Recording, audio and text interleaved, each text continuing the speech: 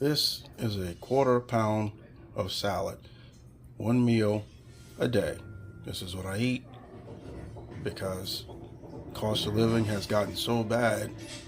This is what I can afford to eat healthy and to even feed myself. I get all my minerals, my vitamins, protein, and dairy all in one.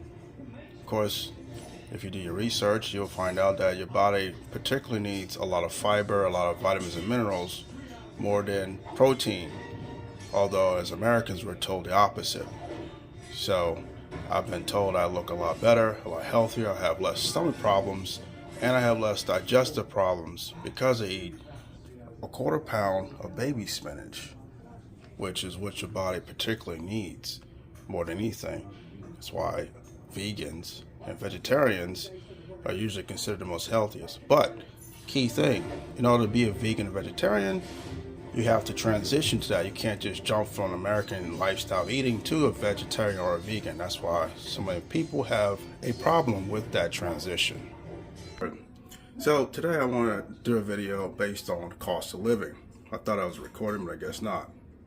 So I ran across a video from a review, and it was about the cost of living.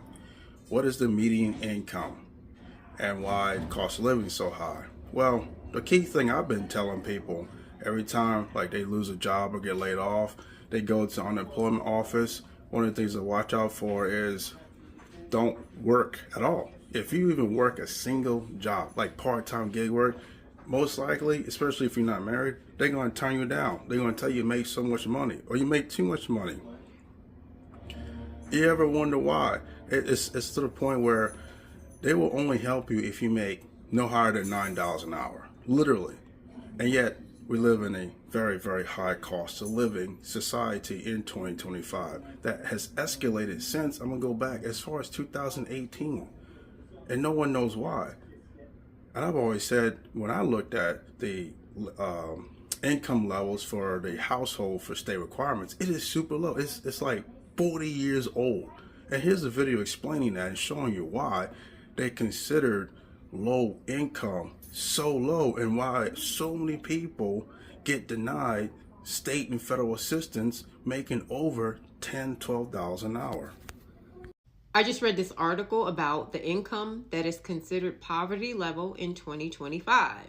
It's pretty interesting to say the least. According to the Bureau of Labor Statistics, grocery prices have surged 28% since 2019.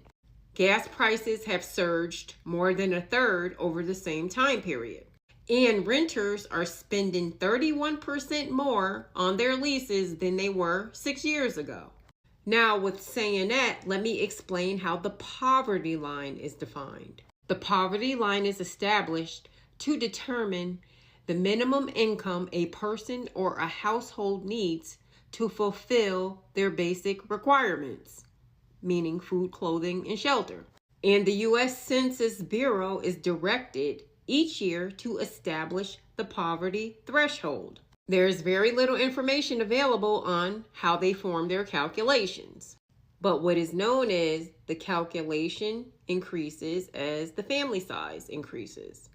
Now that I got that out the way, the poverty line for an individual in the United States outside of Alaska and Hawaii is $15,650 a year. A household of 2 is $21,150. A household of 3 is $26,650. How is one to afford basic necessities, food, clothing, and shelter, plus inflation, off of $15,650 a year?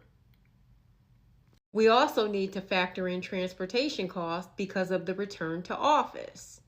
The $15,650 is the single person. Now the $21,150 is for a family of 2. They're supposed to pay rent, plus their utilities, plus food, plus transportation, and their personal needs off of $21,250. Oh my God. Like, this is devastating for people.